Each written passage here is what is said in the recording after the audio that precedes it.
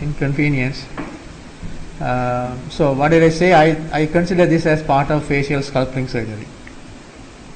And before I start, I should thank to two people in my life who really impressed. That is, this is Dr. Dias. I was not his trainee straight away, but in my mind and in my surgical career, he played a vital, important role. He always encouraged us to do surgeries, study for postgraduate studies, and probably the first few orthodontic surgeries which we have heard and seen, probably when he was doing that soon after his return from the UK. That's how we started doing our MD or MS program. Then I was very fortunate to have a very good, fantastic boss, Professor Alan Cohen. With him nearly 6 years. It's not easy task to work with him for one day. I don't know how I spent more than 5.5 years with him to work and learn everything about. And today, the things I am practicing, nothing new. All I learned from him. So I must say, thank you, sir.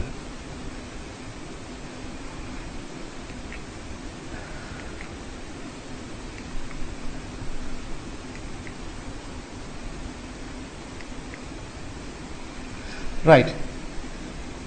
So, I said orthodontic surgery is a part of facial sculpting surgery. Looking at the face is a composite structure with a framework. The foundation is the bone. If you imagine this building, the foundation and other decorations, like that, the foundation is the bone. That's probably the reason why these MaxFX guys are very smart in any facial surgery, whether it's a reconstructive, trauma, cancer or cosmetic. MaxFX surgeon should be a smart guy in this region because foundation is the bone. And the outer envelope is the skin and the appendages like hair. In between, don't forget that the fat is there and then supporting system like muscles, ligament and the nerves there. So as a MaxFX surgeon, we deal and we play with all these structures. The aesthetic analysis of the face, important part of this orthodontic surgery. We study this from undergraduate time. From the frontal view, there are portions, 1/3, 1/5 rules, and on the side view, frontonasal angle, nasolabial angle, labial mento angle, and the nose-chin analysis. Nose-chin analysis. There are various analyses to assess, but keep in your mind, who knows what is beauty is there? Nobody knows what is beauty is there, right? And these all are European and Latin American assessment. We have our own concept of beauty. I am sure I have my own concept that is different from this. Udaya has your own concept about beauty and beautiful girls that is different. That's why we are not clashing, but that is unique. My concept is unique. So I am not clashing with Udaya. If both of us think somebody same way of beauty, life will be very difficult. We won't be friends anymore. You know what I mean? Yeah. So this is different, right? Different. But we have some basics to analyze and some more objective analysis and subjective analysis. This is a kind of objective one. You see the angles of the nose. I put this nose because very important, the nose analysis in orthodontic surgery. Then some radiographical analysis. You remember that talking about SNA, SNB. I am asking my colleagues or others, patient doesn't bother SNA, SNB. See, they don't know about SNB. What is important is patient expectation, what we can give, whether that result will last. That's what important. Okay. This is my thinking anyway. You may have a different opinions, we can discuss at the end of these lectures. Everybody knows how these facial deformities, although patients are being treated, will be decided in the joint clinic. If you see the steps, diagnosis and the treatment plan first. Then pre-surgical orthodontics most of the time. Now again there are small things are changing now. Some people do some situations, in a very limited situation they do surgery first, orthodontics later, in a very well planned manner, not haphazardly. Not that I am surgeon, I operate and send my patient to, well, okay, you look after or help. No, not that way. We together will decide, okay, we'll do the surgery first, then orthodontics later. It's sort of coming up. But traditionally, this is the setup: pre-surgical orthodontics, then we'll do orthodontic surgery, and post-surgical orthodontics. This is the ideal setup for any kind of management. I'm thinking this for a long time. Probably this is some of the few occasions I am coming out with the questions. If the bite correction done, is that okay? That means everything is done. Or in other words, bite correction is equal to face corrections.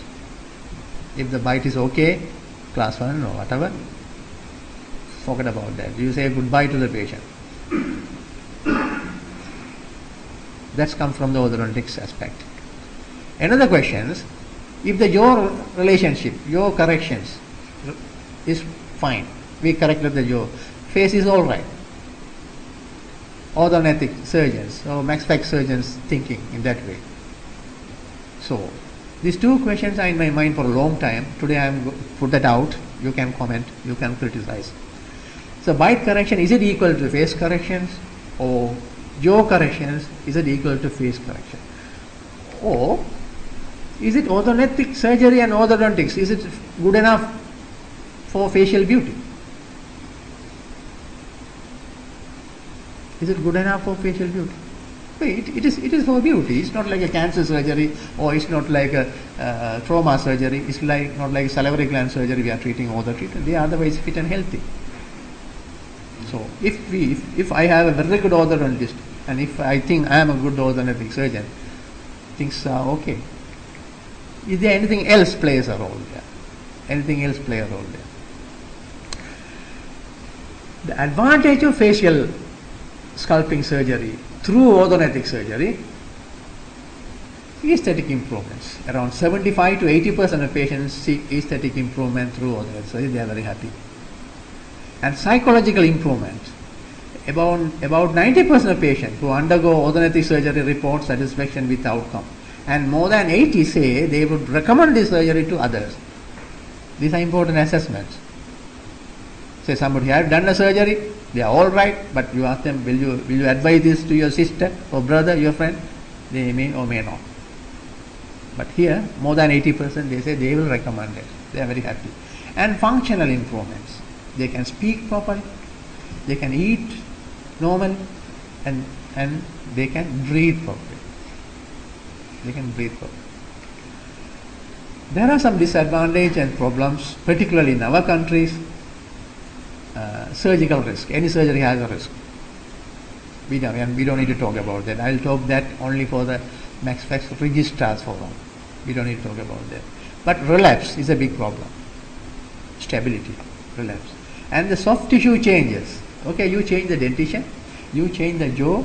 Is the soft tissue behave the way you want or you think? It's not. That's a big problem. That's a big issue. That's a big issue. And unsatisfied results. Okay, availability of surgeons and orthodontists. How many hospital has these two people together as a center? How many joint clinics are happening? Right. Government hospital and the private hospital. Is it possible? What percent? 50%, 40%, 80%? I'm not sure about it. And availability of laboratory facilities. All these surgery need model surgeries, face bore recordings and things. Do we have? And the cost. I think this is the only cosmetic surgeries are done in the government hospitals still, traditionally. In the future, I don't know what will happen to that. In the UK, they are thinking to stop this. It's not, still not, but they are thinking to stop. Cost. Varies the surgical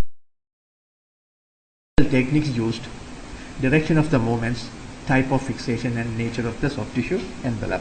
If you look at this diagram, the maxilla we can move forward, upward and downward. Mandible forward, backward, chin, all the directions. Any direction you can move it. If you look at the stability or relapse, that means you put the bone in such a relationship, but it may go back to its original position. Very stable, maxilla moving up, mandible forward, chin usually stable, chin doesn't relapse.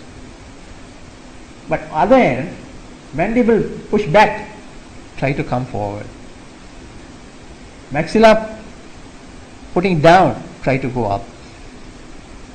Maxilla, if you wider, try to shrink down. Others are in between. So very reliable procedures. Maxilla putting up, superior impaction, mandible advancement, and chin surgery. These are very reliable things. Other movements are, they have the relapse. So you have to think when we are doing, it might relapse.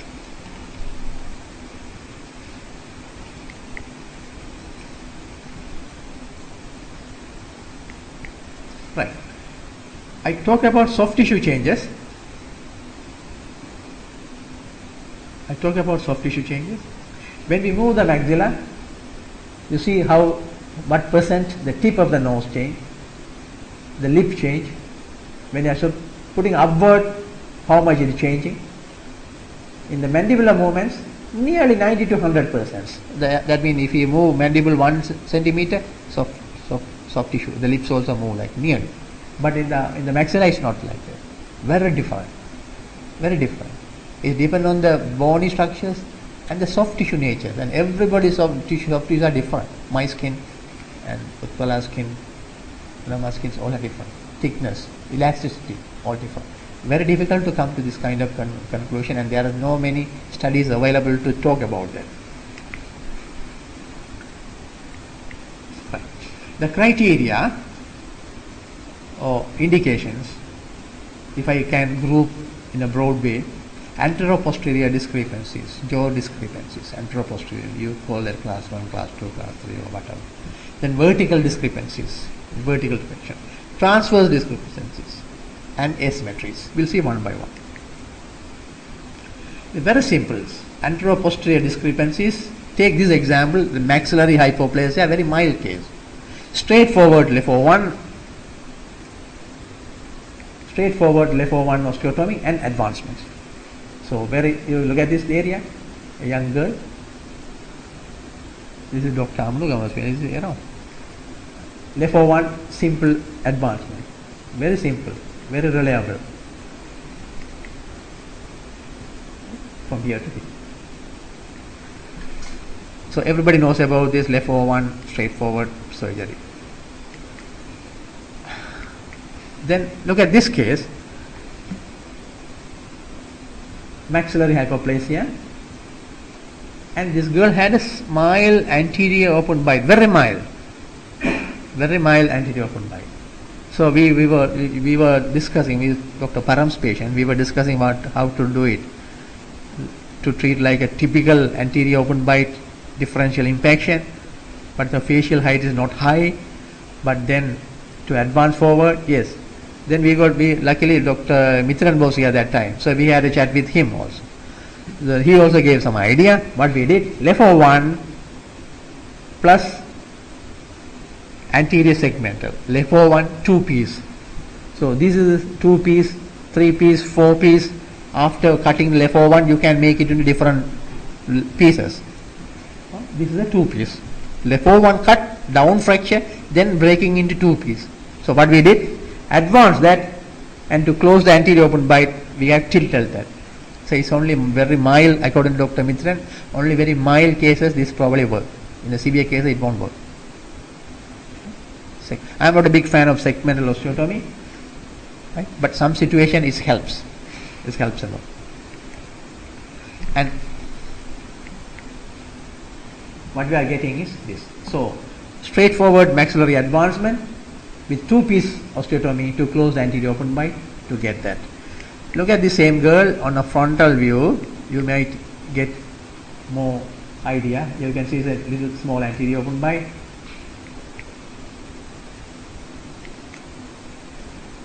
And we get that. Okay? Good. Look at another case. These are very difficult. Maxillary hypoplasia related to cleft patients.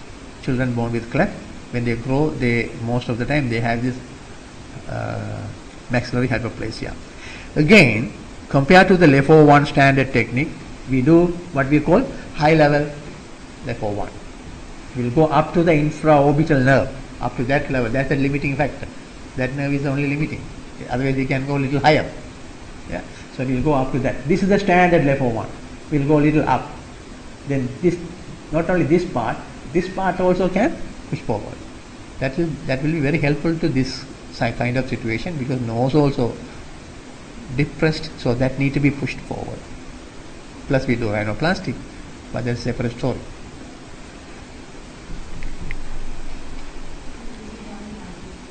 One jaw. Maxillary is a huge one, around 11 or 12 millimeter. Managed to do that. Right. So this is the post-op picture. Around 11-12 millimeter advancement we did it in a high level. Because not only this part I want this part also to come forward. So it's a little modification of, I'm going through a LEFO1 standard plus the modification of LEFO1. For any exam purpose, that's very useful for you.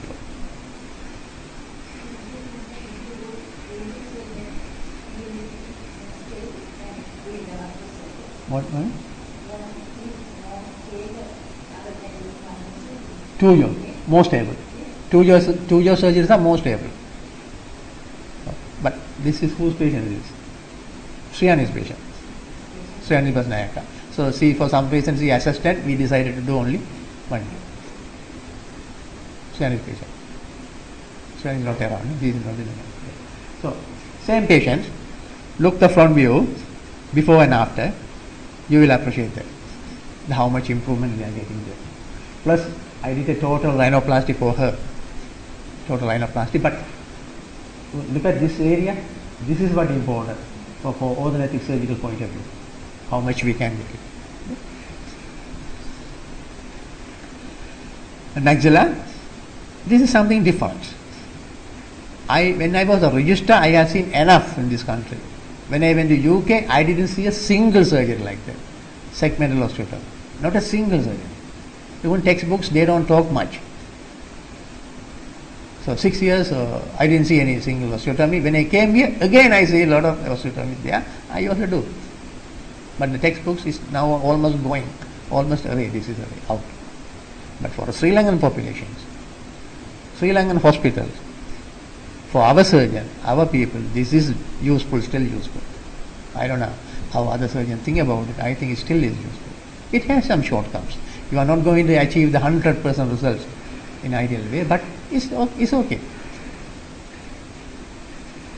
Yes, I think if you take about people there, somebody want to be really attractive to go for a function, some want to be reasonably attractive. Yeah. So segmental osteotomy was very popular in the past. Then it's not that popular, but for Sri Lankan purpose, it has a role to play. So what we do in some situation, we remove that 1, 2, 3, 4, usually the 4 or 5, and utilize the space and do a segmental osteotomy and push that back, sometime up. So in this girl, this is what I did. These are the situations not talked in textbooks or journal. You have a sister or you have a daughter, for some reason not done all these orthodontic surgery, but next month or following month is the wedding. What are you going to do? These are not described in any textbooks. But we Sri Lankan, we live in this country, we face the problem in this country. So this is the solution for that kind of situation. Nobody can say no, in my opinion. If you want to say no, okay, we'll argue, we'll debate after the lecture. It has a role there. It has a role to play. So this girl, so she's happy to face the proposals and things like that. That is maxilla only segmental osteotomies. Go to the next one. Same case, see the frontal view, you will appreciate the changes come. Same case. See how happy he is. And she looks around 5-7 years young. We call that bridal service. It's not orthodontic surgery or sculpting surgery, we call that bridal service. Yeah? The bridal service not only for the girls, boys also. Look at this boy. He is already good looking boy, good looking man, but he want to get nicer before the wedding. So what I did, we analyze, this is Param's patients. Most of my patients are orthodontics referral patients, most of them, 99%. Don't think that I am working in alone. Most of my friends. We decided to do segmental surgery because of wedding. This is what I did. We analyzed clinically and radiographically, we decided this surgery will do it. So, took out the 4 and utilized the space, pushed it back. And he's looking like that and he's happy. Plus I did small nose job, I'll come later. And only single jaw segmental osteotomy. This is Nilmi, this is Madam patient. Thiraviam. This is anteroposterior discrepancies, mandibular hypoplasia. Param patients, Madam patients, mandible. So we decided to do single jaw advancements. We decided to do single jaw advancement. So this is a bilateral sagittal split and we advance. Another patient, this is Param's patient. Look at this case carefully. I thought it's a true jaw surgery. But when I see the patient with Param with the cat, we change our mind. Myself and Param, we came after 2-3 sessions, we came to see if we decompensate the segment, then it most likely a one jaw surgery because he has anterior maxillary incisor procline so much. So if you decompensate that, the maxilla is alright. Maxillary bone. So we decompensate, did an ideal treatment, pre-surgical orthodontics. Then I advance the mandible by doing a bilateral sagittal split advancement. This is she after the surgery. These discussions, this is where the joint analysis, joint clinical is very important. And the friendship, trust between two specialists. If you have doubts, if you have jealousy, if you are fighting with this, we can't work this, we can't do this. Trust. Because at the beginning I didn't believe that it will be a one jaw. He also didn't believe. But after analysis, 2-3 times we saw, we thought it was most probably a one jaw. And we did it exactly, it came as a one jaw. Very good results. Look at her projection, how and out. These are good examples of working together to get this good results. This case, mandibular hyperplasia or prognathism, again single jaw, push back, mandible push back, sagittal split, osteotomy. Right, maxilla and mandible involved, anterior posterior discrepancies, but both jaws are involved. This is a classic case, again Param's case. We advance the maxilla, push back the mandible. We advance the maxilla, LFO1, bilateral sagittal split, push back this mandible back. This is she. Tanuja, this is she after the surgery.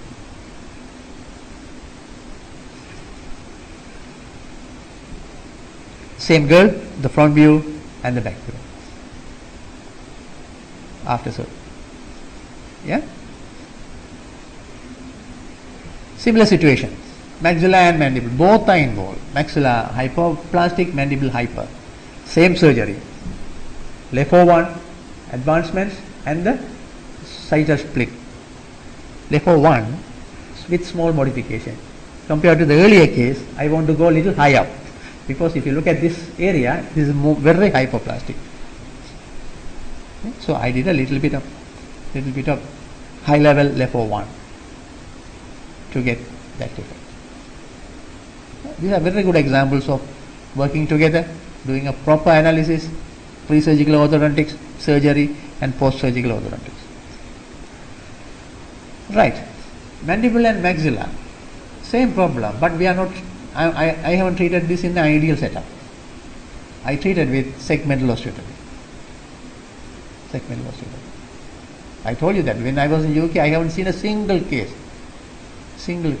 I was with the 3 consultants, right?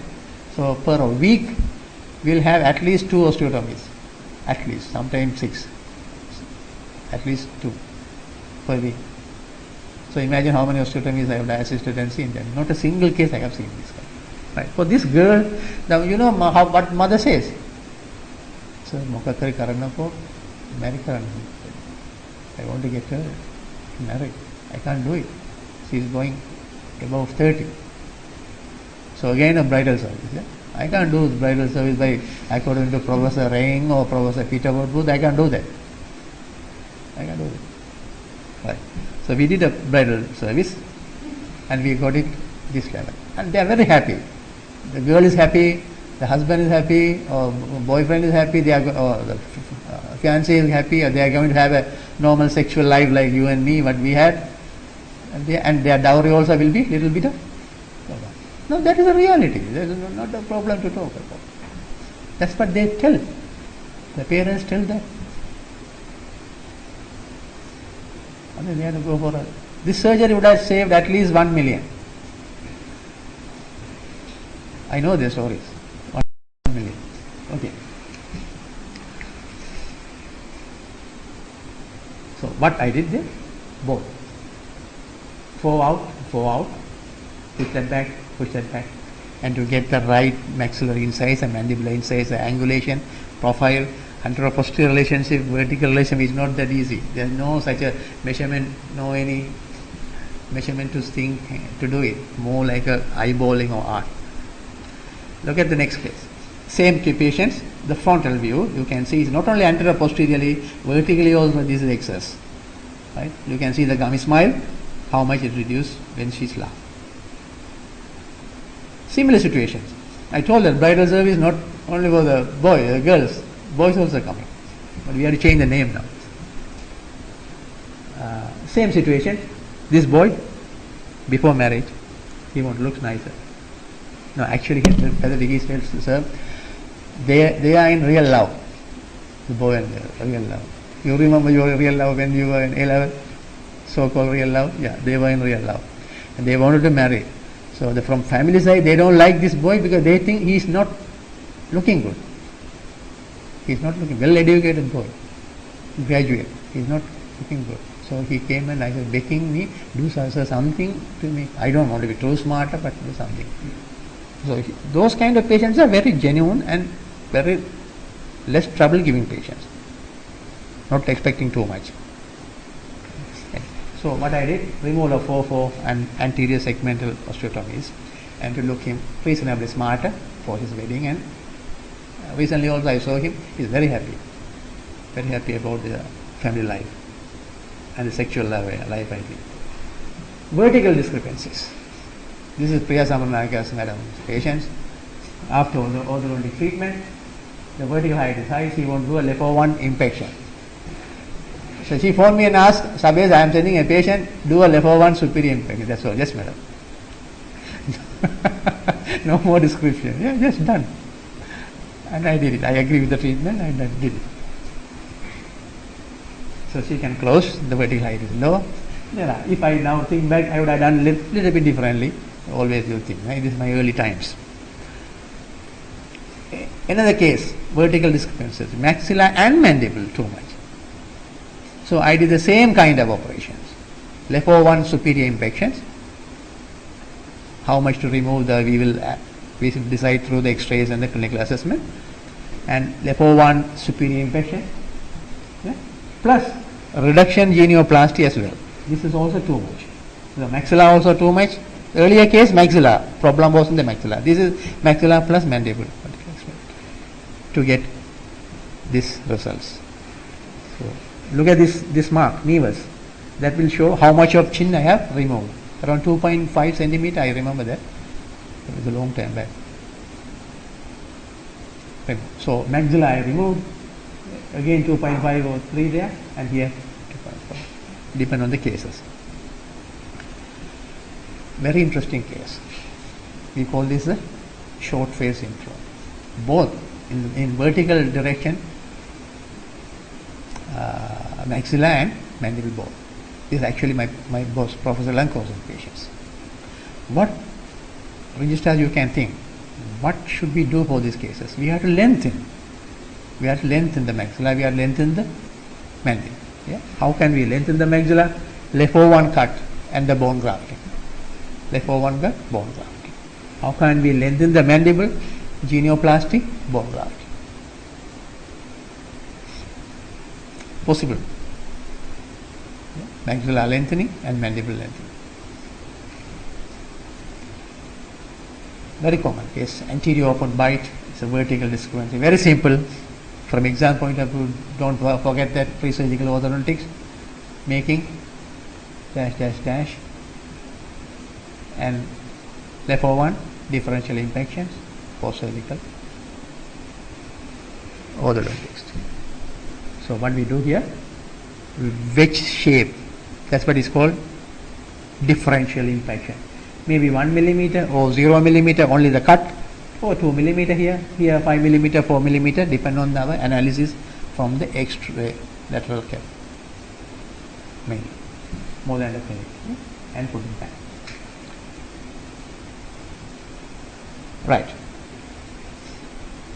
The transverse discrepancies, not much talk about this.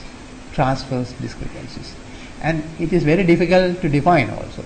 If you see a Taiwan girl, Chinese girls, a beautiful model, her face round or oval, you think about that. A Sri Lankan beautiful girl, American, all different. The transverse damage. Not much talk about it. So this is a few cases that I have done. This is one of my early cases where I was conservative. So she doesn't like this. She said this and this almost the same, like a box, square box. So we had to reduce the transverse width of the face. That is done by cheek reduction osteotomy. That is here. We remove this part of bone and do a blind osteotomy.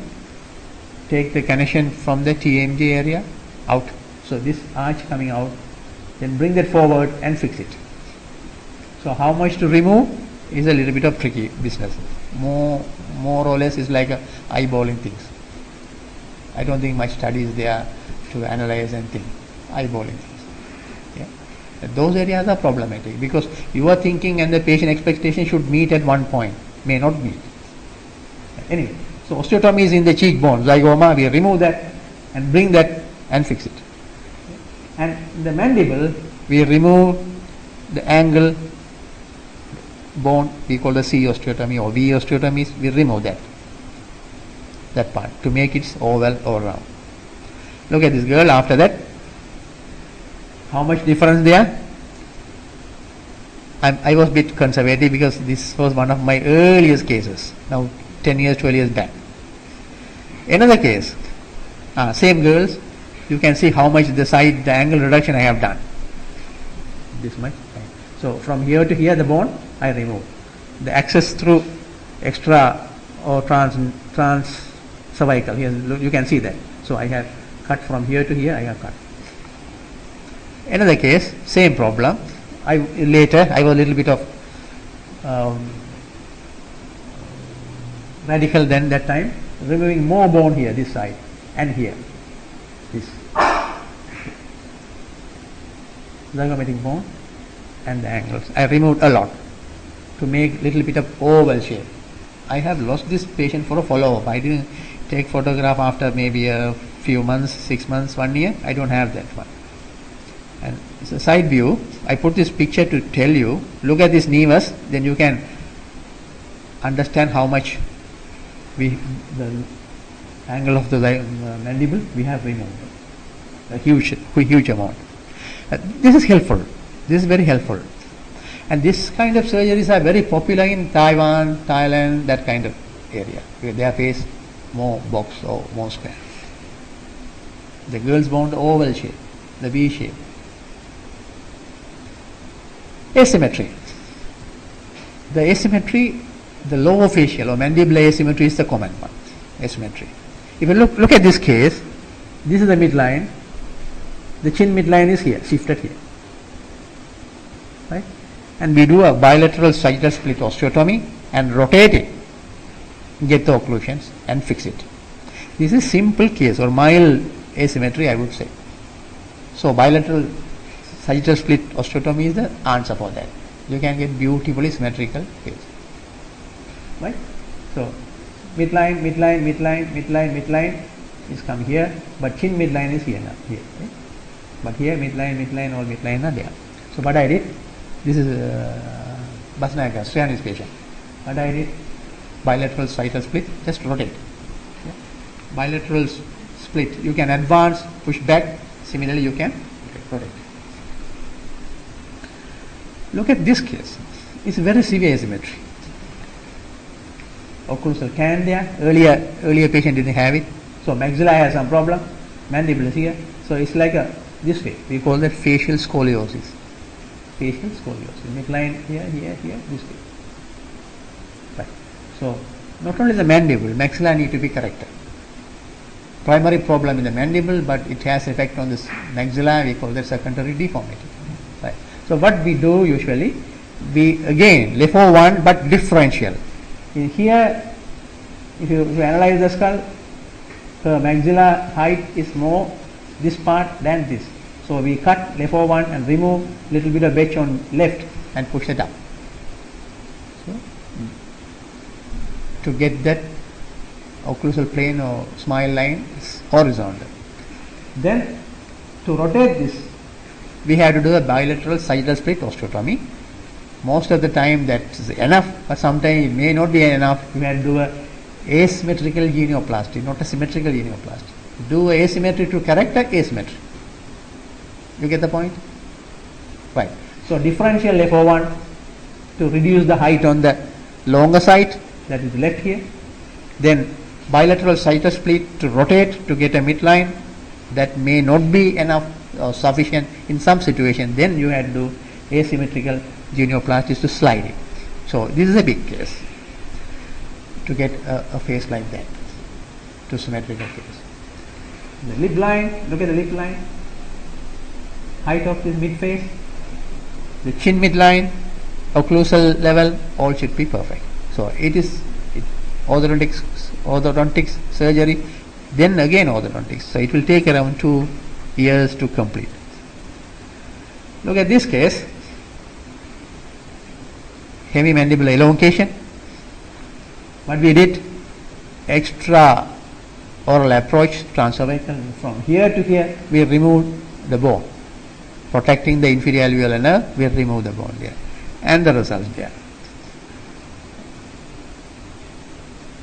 This is extraordinary. Nothing to do with the dentition, occlusion, fine, straightforward surgery. Genioplasty. This girl is a doctor, she came to me for a rhinoplasty.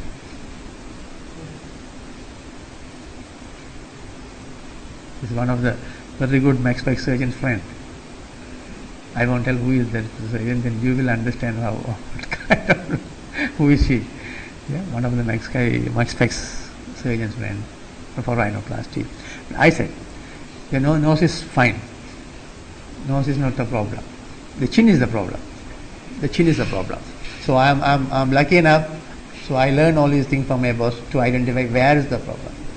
The problem is the chin. So we did a simple advancement sliding genioplasty, very simple. Advancement genioplasty. This genioplasty are very simple, and I did this under local. Very simple surgery. Yeah, to get, look at that, so beautiful and looks much younger. This case I showed you earlier, but I put it again to show how genioplasty, reduction genioplasty. Earlier one we didn't augment, we just advanced. This is reduction of genioplasty, removed big amount of bone. Look at this mark as a reference point. You see how much I removed. Yeah, 2.53 centimeter removed.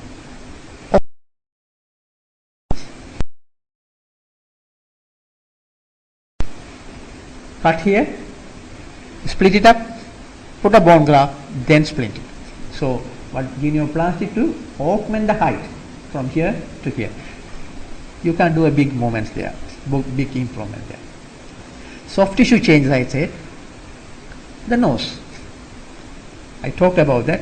When the maxilla move, the nose change. If I can go in detail, these are some of the examples. You see that. LeFor one advancement. What happened to the tip of the nose? And what happened to the dorsum? This is the dorsum. What happened to the dorsum? and the septum is deviated. So septal deviation there, dorsal depression, tip rotation, upward rotation. And see another example, Lefort advancement. Look at the nose, which is wider. This is wider. When the nose bone come forward, that stretch the alar base. The nose become wider. We are not used to think about these things, but we have to think, because we are treating the face. We are treating the face. That's what I say. Orthodontic surgery should be part of facial sculpting surgery. So we should address now. We are thinking we should address this. That this is how science develops. Yeah? Now for our eyes, these are shown. We are picking up those. When I was a registrar, I didn't see these things. I didn't see it. It was there, but I didn't see it. Now I see this.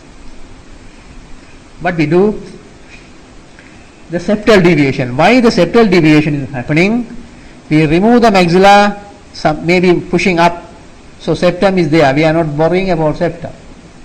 So if you are removing 1 centimeter up, the septum also should be removed 1 centimeter up. Otherwise, it will not accommodate that. The nasal septum is sitting on the floor of the maxilla. Right? If the maxilla is going up, if you don't trim the septum, will it be straight? That will buckle. That's what you get in nasal septum. So we have to address the septum. We have to do septoplasty. When we are doing Lefort 1 osteotomy, we should do septoplasty, and we should know how to do septoplasty, and we can do septoplasty. So put the septum in the right place. This septum. Yeah? If you are not doing that, that will buckle to one side. Then you will have a deviated nose. Fine. Then I told you when I advance the maxilla, the nasal base flare up. So we should control the flare. It's broad. I show the picture. It will become broader. So we should control. We should control that tackling the soft tissue. We put some cinch suture inside. Suture, get the base down.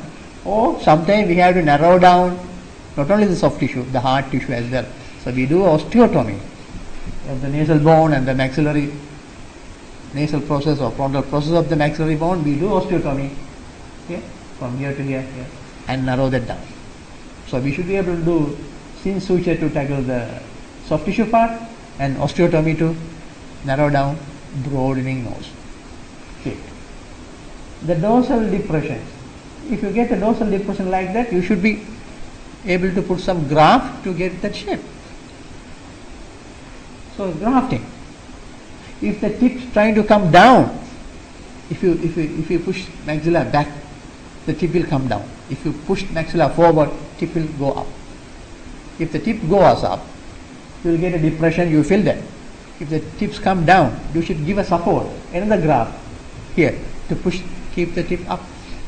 So a little bit of grafting in the rhinoplasty, septoplasty, and the nasal osteotomy part of the rhinoplasty will help you to manage that aspect. Look at this case. Earlier I don't know how many of you noted this nose. Maxillary advancement, we did that. And the nose will come forward and she will have a depression. So we covered that with a little bit of rhinoplasty, fill that with the dorsum. Still there's a small depression there, but we have filled a lot. When the jaw moves to this level, the tip will go up. We do a rhinoplasty. Look at this one. In this case, I push maxilla back. Tip will try to come down. So we have to support that. This tip will try to come down. We have to support that. So I show another graft. We put that graft to keep that in place. Okay, stay there, don't come. And I did little extra rhinoplasty to fill this. Same time to give a nicer nose, good looking nose. But that kind of thinking I had. Again, in this case, maybe around 10, 11 millimeter advancements, maxilla. The nose will be coming here and big depressions. We need to fill that. This is from here to here. And we remove the maxilla, so we move the maxilla, we move the mandible, and the nose of tissue and the hard tissue all change here. So it's like a total rhinoplasty. It's like a total rhinoplasty. all the aspect of rhinoplasty. You should do it, otherwise you will get very bad nose. So you're already having a bad nose. Lips. How much have changed the lips? Lips is not like the nose. Lip changes are not different from the bony changes, almost like the 90%. But there are certain things we have to do it. Some situation we should be able to do lip lengthening procedure. Lip lengthening procedure. We should be able to lengthen the lips. These are the procedure. VY closure, botulinum toxin injection, fillers, septoplasty. I will explain one by one. By doing a VY closure, we can lengthen the lip. Okay. After LFO1, this is a LFO1 cut, mucosal cut. When we are suturing, we don't suture straight away. Make this like a VY, then you give a little extension. Look at this one. We put the bone down. We want the lips also to be little bit of. So VY closure is very helpful. Look at this girl. Sure that I have put the maxilla up. That's true. But again, with that, you do this VY closure also, that also will help to lengthen the lip. Botulinum toxin injection. We use botulinum toxin injection to treat gummy smile. No surgery, no orthodontics. Yeah. Those days people say no surgery, they go to orthodontist. But now there's another crowd. They say no surgery, no orthodontist. Botox. So we give Botox around 4 units there to affect the levator like nasal muscles, and you get a smile like that. Gummy smile tool. It's a fantastic tool, but not permanent. You may have to repeat every 8-10 months. He's a good university student. He doesn't want any surgery or orthodontics. Just one prick. So that will be helpful with the orthodontic surgery. Some fillers. Look at these patients. This is a filler. This is no orthodontic surgery. It's a simple filler, Restylane. I inject the Restylane to look the lips bigger and longer. That's what she wants. Same technique you can use for orthodontic surgical patients as a helping tool, ancillary procedure to help them. And sometimes the cleft patient, when they have a very flat lip, right, I do temporalis fascia and implant in the lip from here to here. This whole temporalis fascia surgical procedure. I take this temporalis fascia, roll it up and put inside to bunch up the cases. Thiraviam's cases, 2-3 cases I am doing like that. That's after osteotomy. Additional lip lengthening we can get. Septoplasty. Look very carefully. I am talking septoplasty to lengthen the lip. Septoplasty to lengthen the lip. Say in this nose, the septum is going in this direction. If I can push the septum little down, or in other words, if I can lengthen the septum, what will happen to the lip? Lip will come down. It's not the real lip lengthening, but it will come down. The actual length of the lip is not changed, but the lip is being pushed down by changing the position of the septum. If I remove the septum, or in accident she lost the septum, the lip will go higher. Simple. Physics, mechanics. We can use that also. So do a septoplasty. So in this girl, I did the septoplasty for 2 reasons. To give the tip up, to rotate the tip up and push the lip down. That also will be helpful to manage the problem with the lip. Look at this. Lips. And you may be wondering, I am talking about jaw surgery, lip surgeries and nose surgeries. Whether it's the same time or different times. We do now in the same time. We do the jaw surgery, lips, nose, same time. Then you may be wondering how we are going to do intubation. Is it nasal intubation or oral intubation? Most of the orthodontic surgeries intubations nasal, because mouth you are working on that area. So you want the nasal intubation. So I am doing rhinoplasty as well at the same time. So how do we intubate? We nowadays intubate, we call the submental intubations. For almost 99% of my orthodontic cases, I will intubate through line. originally like a oral intubation, then we'll take the tube through the submental tube, and we call that submental intubation. We are using this for last 12 years, and more than 100 cases now we have. We have presented that in 2009, College of Anesthesiologists of Sri Lanka. That time I had around 65 patients. Now I am sure I have more than 100 patients now. We presented, and that was very well appreciated.